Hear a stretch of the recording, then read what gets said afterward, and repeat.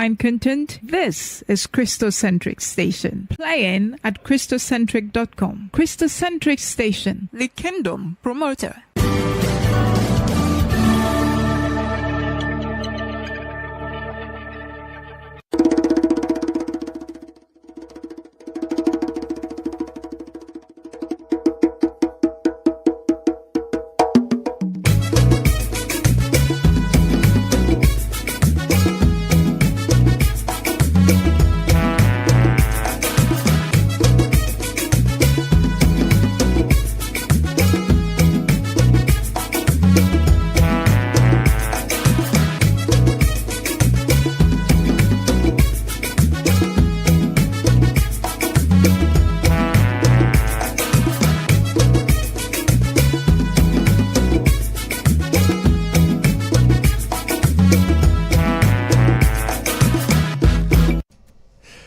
A wonderful morning to all our listeners, and you are welcome to the Kristocentric Agenda, live on the Kristocentric Station, with me, your host, Yeboah Edwin Techi.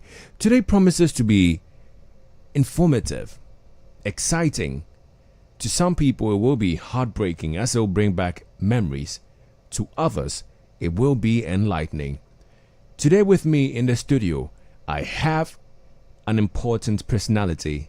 She is the head of PR at the Accra Psychiatric Hospital, and she's also the deputy clinical coordinator. Ladies and gentlemen, there are so many words to describe her. She's a lecturer. She's passionate about mental health when it comes to so many things, especially children. She is no other person but Dr.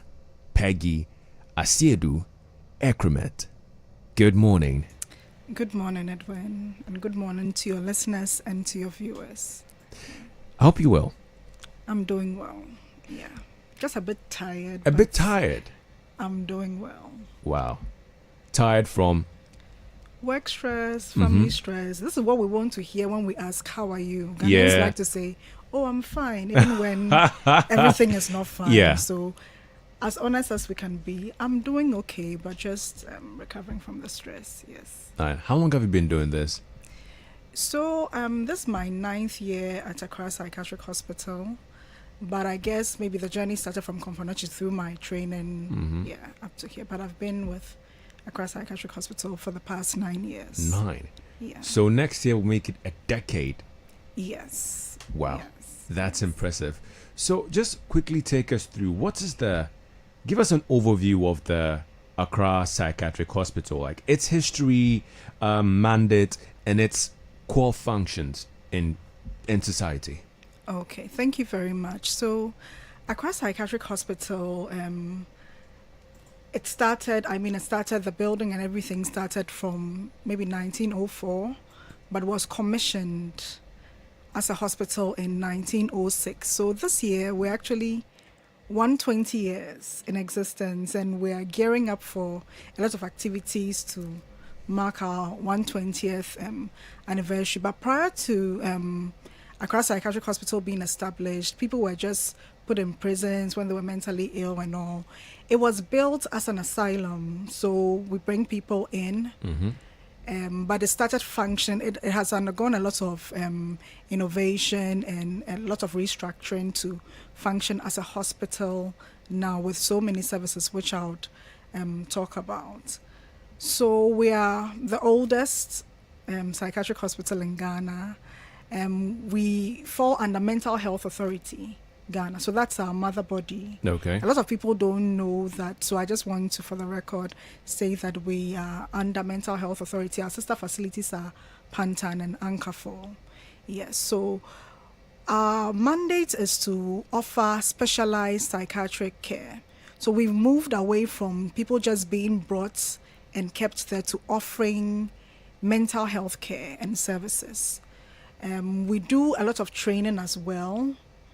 So we train doctors, medical students, nurses, pharmacists, community mental health workers, because we have a whole gamut of personnel in Accra Psychiatric Hospital. So training is part of our mandate. And we're a referral center, so we're a tertiary facility. So we get people being referred, or people just even walking in for care. And we do advocacy. So I'm here. Yeah, we go other places, talk about the conditions, do some advocacy, and we collaborate with other institutions as well, with churches, with schools, NGOs, and research. Research is something that we are doing as well. So we're having to do research with universities abroad, and currently we have projects that are ongoing that are supposed to generate data to help us better manage our clients in the hospital. Yes, so that's a brief overview. Yeah. Primarily, what kind of mental health conditions does the Accra Psychiatric Hospital treat? Okay, so we're a psychiatric hospital, but sometimes we have other medical conditions being treated there. So I'll give examples. So we treat people with mental health illness. So it can be a whole spectrum. It could be a minor stress reaction. It could be depression, schizophrenia. We have people come in with anxiety. We see the elderly. So some people may have dementia. They may have some psychiatric symptoms associated with that.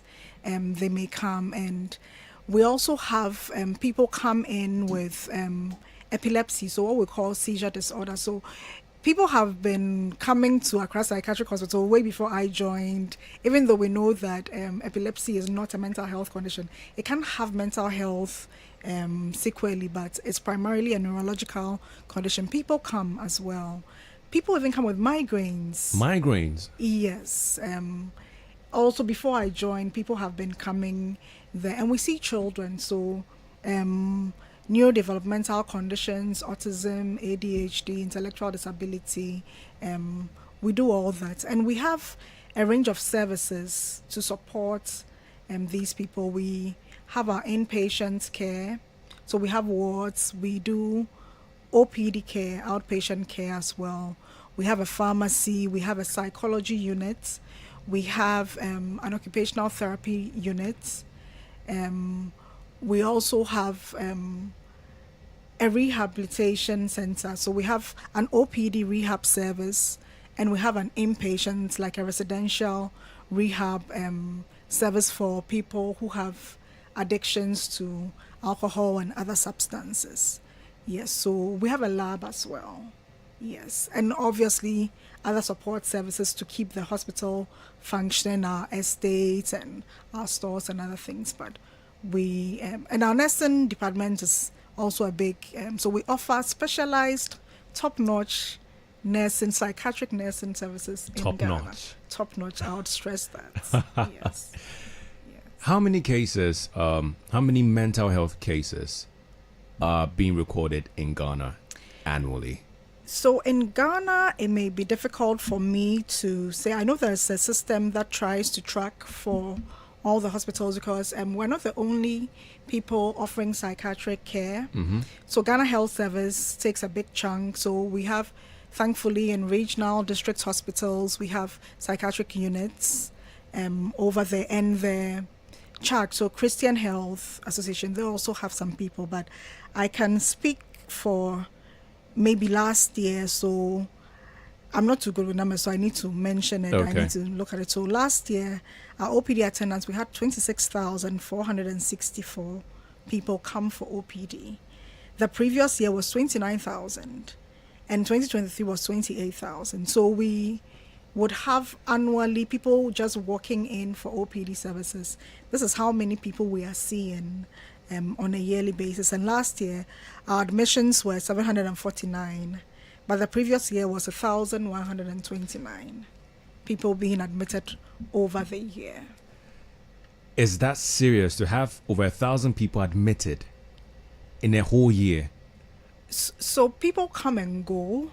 I actually think it could have been higher, just that there's a peculiarity where, you know, when people come to hospital, it's not only peculiar to Accra Psychiatric Hospital, but to other psychiatric facilities. When they are discharged, sometimes it takes a while for people to actually go home. So that also, I mean, it means that we're not turning over quickly.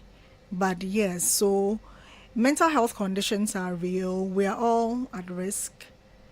Yeah, but thankfully we have the services to support people to get better. Yeah. 26,000 walking into the OPD. Yes. Wow. Over the year. What are the leading causes of mental health issues in Ghana? Okay, so mental health conditions, I would say we have certain risk factors. There are certain conditions that you can't do like a causal relationship to it, but we know that the etiology or underlying all these could be biological issues, could be psychological, could be social. So I'll just give some examples. So biological, sometimes there's some conditions that happen in a certain gender. So maybe it happens more in the males compared to the females. There are some conditions that may run in family. So there's a family history, similar to maybe if somebody has hypertension. You know that somebody else may have hypertension, but that doesn't mean the person would actually have it. Okay. There are current studies into genetics to say that some of these genes are responsible for so and so and so. So the biological bit, those are examples. So psychological, sometimes the psychological factors may overlap with some of the social factors. So people get stressed.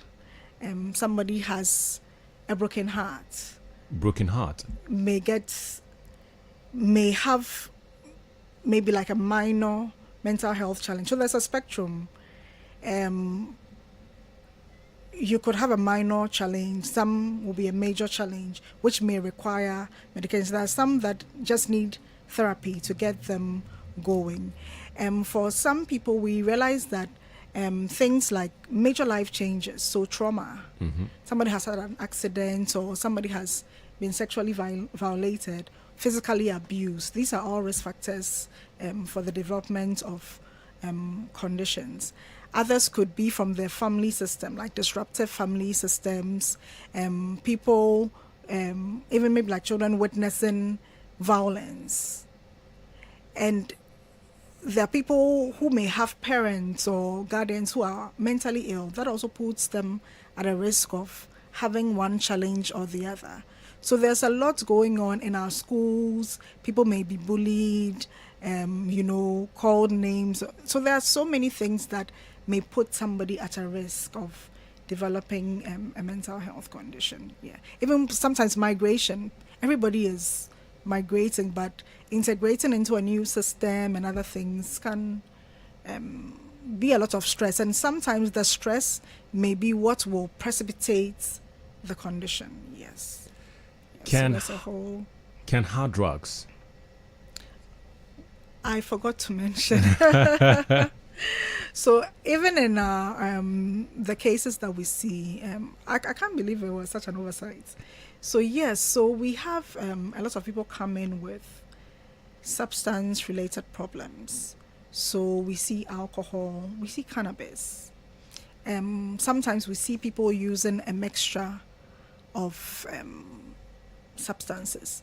Sometimes these substances are being used by these people as self-medication. So maybe the person is anxious or the person is depressed and they move to a substance to sort of help themselves. But there's a way that substances work on the brain to get you hooked on to taking more, and that may become a comorbidity.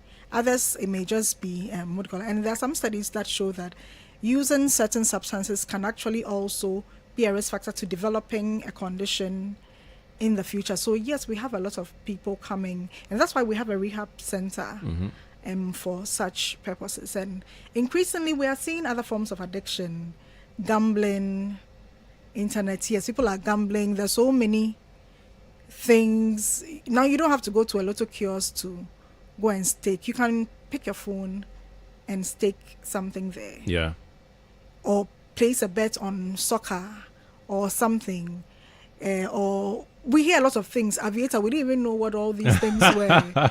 But people can actually, they say they watch their money double, then the plane disappears. Yeah. And people are, losing a lot of money, and some are addicted to that. Yes. Wow. How can a heartbreak lead someone to, to develop a mental issue, whether severe or mild? So I was going to ask you a question, but I don't know whether I should do that. You can. Have you ever had a heartbreak before? Yes, I have. Okay, so I wouldn't go on, but so having that, it depending on how the situation. I mean, everybody is different. I'm not saying everybody who has a heartbreak can have a mental health conditions, because there's the concept of resilience, that you are able to bounce back after something. But there are some people, acutely, they may be stressed, and that stress reaction can be in various forms. So this thing has hurt me, I'm emotional about it, I'm feeling sad, I'm not having enough energy, I've lost all the energy, I'm not enjoying the things I used to enjoy, I'm not eating, I'm not sleeping.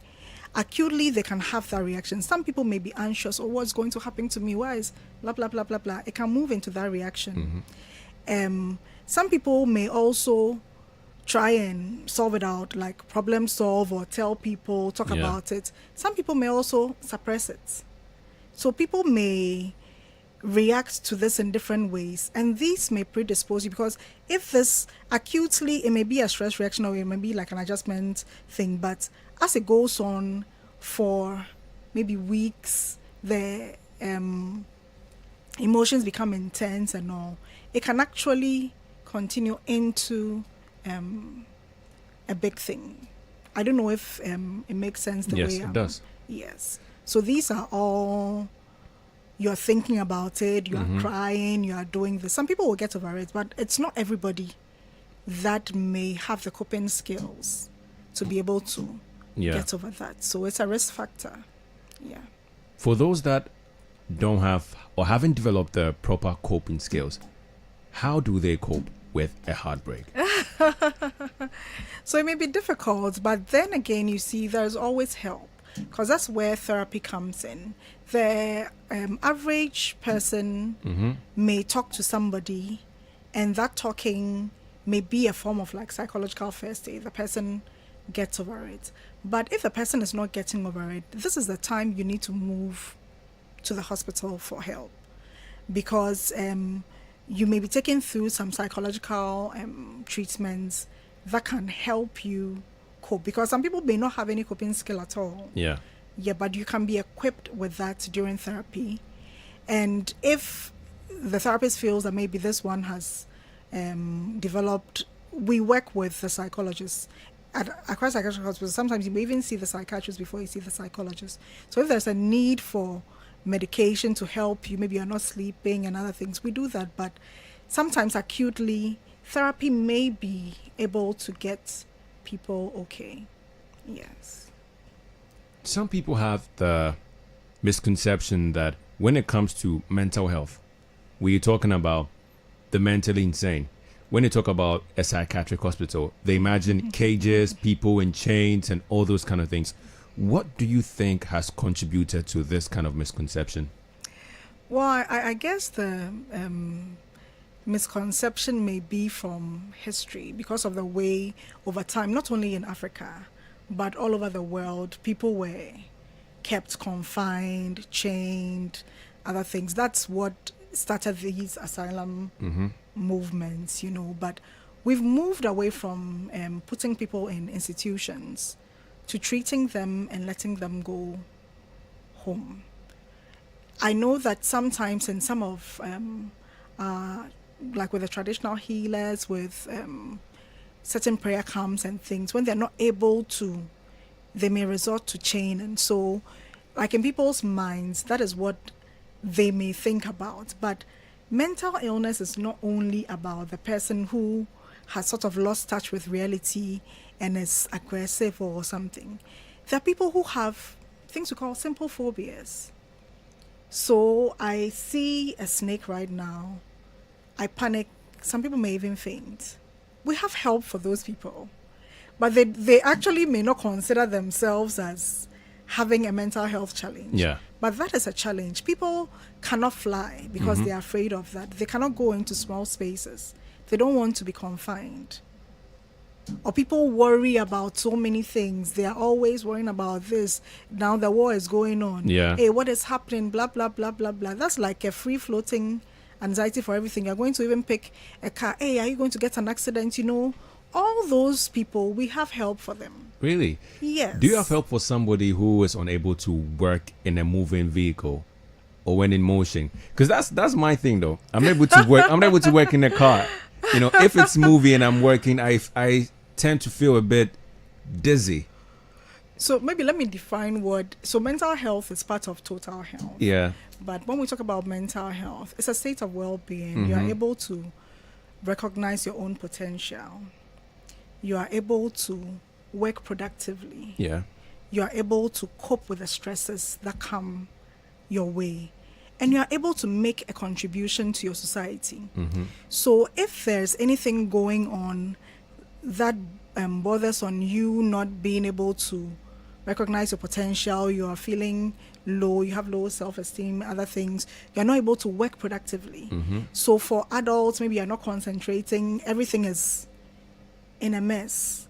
You are not meeting up your targets and everything. You may need to seek for an assessment. Yeah. You're not being able to cope with the normal stresses of life. That's also a problem. For children, the occupation is being in school, so they are not learning, they are failing. Somebody who used to be bright is going down. And you're not able to make any contribution to your society. So we are going for wedding, you're not able to take part. We are having this or that. You're not able to do those things. Then it should make you question your mental health. Yes. Ella, you mentioned prayer camps. Ghana being a religious country, I've even come into contact with families that consider talking to pastors or seeing imams or traditionalists before ever seeking, care from a psychiatric hospital. How do you address or view this reality? Okay, so culturally and religiously, we know, like you said, Ghana is a very religious place. And we know that people would go to their pastor or imam before they come. We've been working with religious bodies. So Mental Health Authority for some years has tried many programs and things we have. Traditionalists will come, some pastors will come, those who have herbal centers and things. And in our hospital, we take statistics of people coming from these places. So we have some information about those coming from these places. As much as we don't want to discourage people from seeking those help, because, research shows that religious coping is a way of coping. So some people pray, they meditate, and they talk to their pastor, and it makes them feel better. But that doesn't mean that can solve the whole problem. We have an issue where you've been at a place 2-3 years, somebody very aggressive, but is still being kept in a prayer camp. That will be an issue. Now things are changing a lot, so we actually have pastors and people referring people to us, which is good. We are not there yet, but every little step is celebratable. Yeah. So we are trying as much as possible to work with our traditional people, with the church and all, but we keep telling clients that take your medication, because God had the sense to let people make these medication, let people train in this place to help you. The same way you would have diabetes, you know that your sugars are going up, that you would take medication for it. That's the same way you may have an imbalance in a chemical or something that is affecting the way you're feeling, it's affecting the way you're behaving or the way you're thinking. So these medications are also to help balance these out, to make you well. Or the therapy, like I said, it's not only about medications we do in mental health. The therapy is helping you change the way you're thinking and things. So we are working with them, but I think that we are still not there yet, but we still have some people refer to us, which we are very grateful for, and we're happy to continue that collaboration. Yeah. What do you say to families that view relatives with mental health issues as being cursed, or they feel that their family is under spiritual attack? Okay. So that's a difficult question because of culturally and everything. Again, I would say that even if it were a curse, even if it was this or it was that, there's still something to help the person get better. I'm a Christian, so I'll say that you see certain scriptures that will say that Jesus went around healing the sick, those who were ill, those who were demon possessed, those who had epilepsy. So even from then, Jesus knew that there were different kinds of sicknesses or illnesses, but he went around healing those ones. Yes, we don't know who God will heal through. That means, but there were people who, they say, take one for your stomach, blah, blah, blah. It was medication then. Luke was a doctor. You get it? So, in as much as you are still doing your prayer, you want to do your deliverance, I think it has to go hand in hand. Because we know that biologically, medically, psychologically, these things help and get us better. And I wouldn't fault anybody because culturally, like I said, we are religious, and everything that we do not understand or things that there's uncertainty about, the first thing you want to do is say, oh, this is spiritual. Even sometimes I say, oh, this one is spiritual, because that's how we're all brought up. But I wouldn't say that if I had medication, I wouldn't take the medication because I was just doing spiritual. Yeah. Now, bringing it to Ghanaians suffering from mental illnesses who are found on the streets, either naked or in just underwear. What is the Accra Psychiatric Hospital strategy of bringing those people in for proper care? That's also a big question you're asking. So I think that over time we've tried this before, but honestly, the hospital is a hospital. So if you went to Kolebu, you went to Ridge, they have their corporate social responsibility. Yes, we also have ours, which we do. I think I'll talk about that later. But they don't go around, hey, you have hypertension, come in. You have this, come here. You have this, come here. So the mandate actually lies with the district assemblies. Oh. Yes, but we've been collaborating with district assemblies, with religious bodies and things to bring people. In the past, we have taken the initiative to do that on our own. So I'm sure people who are older in Ghana would remember Operation Clear the Street. Accra Psychiatric Hospital championed this. But yet again, it was not sustainable because you bring people in. We still have a few who are even still there. You bring people in, we take care of them. They're having medical conditions. You need to pay for that. You need to do that. It wasn't sustainable in that.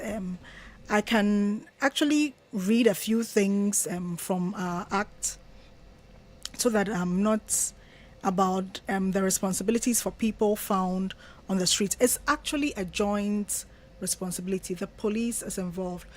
Family members are involved, because sometimes some of the patients know where they live. We've had somebody who was right in front of our gates.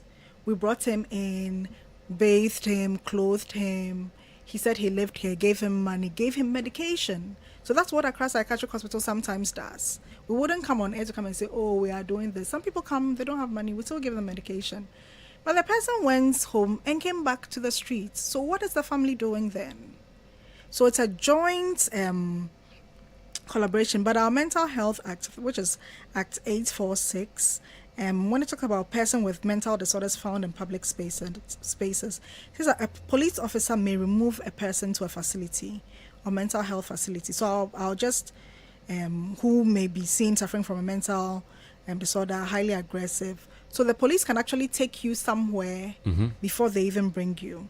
family members, caregivers, health workers, social welfare, blah, blah, blah, may seek the assistance of police to do that. So a person being removed to a facility by the police can be taken to, I think I've said that, to a safe custody before they come. This section 73 4 says a district assembly is responsible for the well-being of persons with mental disorder found in public places in the district. So you can't find somebody in this district and call somebody from another district to come and help take them. 5 says a district assembly shall liaise with the police, social welfare and health authorities to remove persons with mental disorders who are a danger to themselves or to others and found in public places to us or a facility. So a district assembly shall ensure in consultation with appropriate agencies that persons with mental disorder found in public places after treatment is adequately rehabilitated and integrated back into society. And 7 says the district assembly shall make adequate budgetary allocation for the care of persons with mental disorders found in the public spaces. So this is our Mental Health Act. But is this working? Is it working? Because so it boils down to first people knowing. So many people don't know. So every time people will say, "Oh, Accra Psychiatric, what are you doing?" What, like we're discussing now, people actually don't know that it's a joint collaboration the police can bring. But every district has social workers. So if you are found in that place, by the time they are bringing you, they've been able to do some social inquiry to find where you live, or maybe try and do some little. Sometimes you may be able to talk to the person, sometimes you may not be able to. Sometimes people are brought before we actually find, like when they get better, we're able to tell where they live and we send them back. So we do collaborate with some district assemblies to do that. There are some churches that do that as well, I should say. Currently, Mental Health Authority had started one with the Pentecost Church, which is continuing, and some of them are in Accra Psychiatric Hospital. There are some NGOs, there are some even philanthropists. You'll be there and somebody will say, "Oh, in my area, I found this person, I'm willing to pay for the admission and things." So individuals are also helping. And once they get better, they are able to show us where they live. The community psychiatric nurses and our social welfare officers are able to take them back. But it really boils down to funding as well. Boils down to funding. So there's inadequate funding.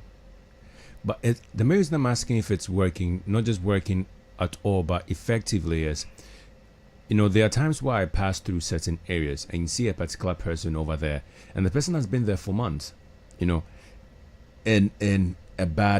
a terrible state. And at that point, I realized that they're just not a danger to themselves. They may be a danger to others. Because there was an instance last year whereby someone suffering from a mental disorder actually attacked somebody on a bridge, hit him with a stick. Was it last year, last 2 years? Is it the circle incident? Or yes, it was the circle incident. Okay, so that would be like maybe 2 or 3 years. Yeah. And there are other cases that are being reported. They have not come out to the media, but they're actually being reported. Like, is there? What do you think should be done for something like this to work effectively? That's a difficult question to answer, but we have everything in our policy, so we all know what parts we have to play. So that incident, I don't know if the same one we're talking about, but it was a police that brought her in, and we cared for that person. That person got better, and that person is no more in the hospital. She was able to tell us where she lives, blah, blah, blah, blah, blah, blah, blah. So the police did bring her in. There are some people, so there are other aspects where for removal of people, you may actually go to a court for a warrant as well, because you are bringing the person against their will. That's also another area altogether. So it's not that simple. It's not that simple. But the person you found in that place, if you prompt the district assembly there, they know how to work around it.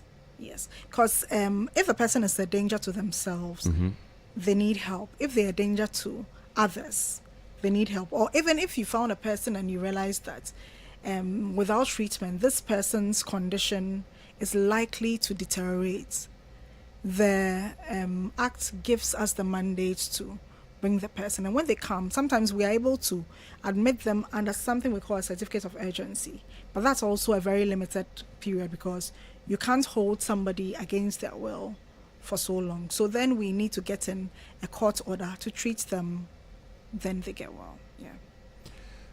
What advice would you give to somebody, a regular citizen, who sees a person in a terrible mental state on the road or anywhere?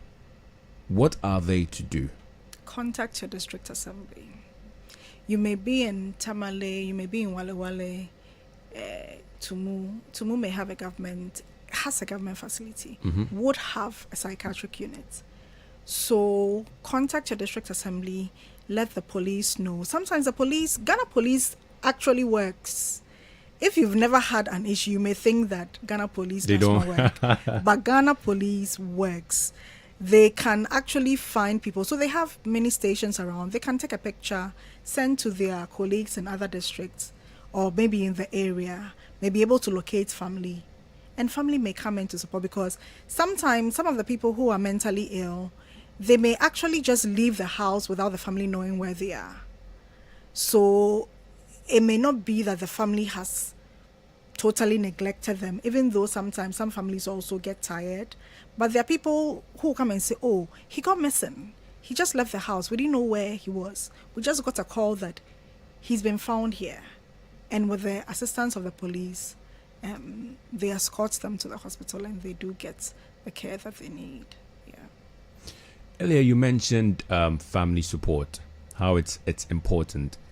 How does the stigma surrounding issues of mental health affect how families seek help for their relatives? Okay, so stigma is a very big issue. Sometimes the stigma can be internal, it can be external. So the person suffering themselves may feel self-stigmatized, and that may delay their seeking help, and even the families as well. So the thought of, bringing my relative to, say, Accra Psychiatric Hospital, Pantan Hospital, they may not want to come. It may affect even adhering to treatment. So are we coming back for therapy? Are we taking our medications? Are we coming back for review? It affects that. And ultimately that means that it may affect even how the person gets better. Then because of stigma, we know that sometimes people may exclude people with mental health conditions. Because Ghanaians would say, oh, nehwa tonokra, kakra. People like saying that. But I think that is a very unfair statement, because for people who even think they are okay, sometimes people can do very irrational things. So why do you, stigmatize against somebody who has had a mental illness and you've annoyed the person got angry, then you're saying, hey, he's not well. No, you could have even done it worse. Do you get it? So, I mean, family support is very important for people getting better. Having that social support psychologically, it helps. Yeah. Do people who ever go through the recovery process, do you feel they ever get back to their normal self or viewed by the public as their normal self again? You're asking very difficult questions. So, I mean, it depends on what mental health condition it is. There are some conditions that people, after treatment for some time, they may be off medications, they may be okay doing their own thing. Some conditions can come and go. Some conditions, you realize that over time, especially when the person is not adherent to medication, they may not be able to function adequately in the society. So there's a different trajectory for everybody. But I think that because of stigma, like we've mentioned, sometimes people always feel that, even if the person is well, the person may not be well. That's how come people don't feel comfortable disclosing that, I had this issue, or I had that, or I had that. It's good that now we are seeing that in Ghana, we're having advocates, people saying, oh, I was so stressed, I went through this, I got depressed, I have this, I have bipolar. People are being a bit more open, especially I think after COVID and all the anxiety and things came, yes. But people are also reserved because of the perception that somebody may exclude me or somebody may do something against me because they feel I have this problem. Because I remember a story of a man who suffered a mental breakdown. He sought help and later wanted to get married. And the woman he wanted to get married, did not know that he has suffered from something like that again. Like he has suffered from something like that. He disclosed it to the woman, and the woman ended the relationship because now she views the man as, someone who is capable of mentally breaking down. So since then, he's not been able to open up to anybody else that he has suffered from something like this. Now, coming back to the issue of family, what's the process family can go through to get their relative into the Accra Psychiatric Hospital? Okay. And before I answer that, I think I just want to make a comment on the scenario you gave. And I want people, your listeners, your viewers, to know that nobody is immune. Anybody can break down. I am a psychiatrist. Sometimes I get stressed, but thankfully maybe I know what to do to ease that. But nobody is immune. Everybody. So just imagine, put yourself in that person's situation. If it was me, what would I do? How would I feel? Yes. So back to the question about the family. So we run an open, even though we're a tertiary health institution, ideally people should be referring to us, but we still have people walk in, even without a referral, and they are seen. Thankfully, we run a 24-hour system. So our clinics are usually in the mornings. So Monday, Tuesday, Wednesday, we have different clinics running all the time. Some for addiction, some for the geriatric, some for children. So today, like this, is geriatric and children for psychosis, etc. But the afternoons, evenings are for emergencies. So we practically cover the whole day. So they can walk in. Families can walk in with their relatives. But I did mention earlier that we have so many units in other places, so you don't have to travel from Sunyane to Accra Psychiatric Hospital. Sunyane, the hospital has a unit. Komfanoche has a unit. Other places have units that you can walk in as well. Yes, so we're quite open. What support in terms of resources does the Accra Psychiatric Hospital need, to effectively address the mental health crisis or issues we are facing here, particularly in Accra? If you ask me this question, I said that we need the whole Ghana. We need the whole of Ghana to function. So yes, on paper, mental health is supposed to be free, but there is a bit of co-payment, and the Ministry of Health supports us. Yesterday, there were the maternal mental health policy was launched by Mental Health Authority, and when the chairperson for the Parliamentary Select Committee on Health spoke, he mentioned that mental health, we use maybe like 3% or less of the whole health budget, which they are hoping, so I'm just reiterating his words, they are hoping to increase for us. So we do get some funding, but the funding at times may not be enough, and I would explain because we do, as a hospital, we have patients who are sort of like for us because of people coming, so some people being abandoned by family, Operation Clear the Street, people coming and not being able to find where they live. Some people, they'll tell you, oh, I come from this place, but by the time you go there, the family has moved, and that like ends your repatriation activity because you don't know where else to take them. So we have patients who are with us 24/7. Yes, Really? who are actually, their number is more than the patients who come and go. So acutely ill ones, yes. So we are clothing them, we are feeding them. Some of them are old. If the person has a stroke, you need to take them to, say, Rich Hospital, take them here. And the hospital caters for all of that. So it's a lot of stress on the funding that we had. So if we had more, we could do more. Ideally, some of the people who are there are well, so they shouldn't be there. If we had proper, like, social, maybe we had social welfare, having a shelter, having a home, then we could go there, give them their medication and things, maybe on a monthly or 2-monthly basis. But in Ghana, the structures are such that the shelters are just for children and maybe battered women, which are not even enough. Yes, so our peculiarity is that we have to turn over the monies that we're getting to take care of a 120-year-old hospital and to take care of people living there who literally depend on us. Yeah. I saw there was some form of renovation in front of Yes, I was going to get to that. I was going to get to that, yes. So a lot is going on. So even though we know that we are financially, we are not there yet. We're not a very rich hospital, let me say.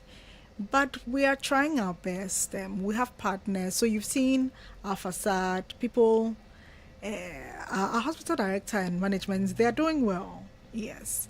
And we've had collaboration from, donors come do the facade. The OPD has been renovated. So the old building was such that there was little room for escape, like if a patient got aggressive. But now we have a new design where you can, if there's anything, there are hallways you can walk through.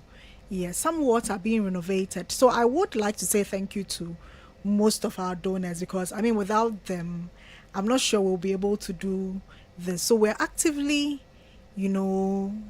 sourcing and asking around for people to help us make the place nicer. Our OPDs are looking nice.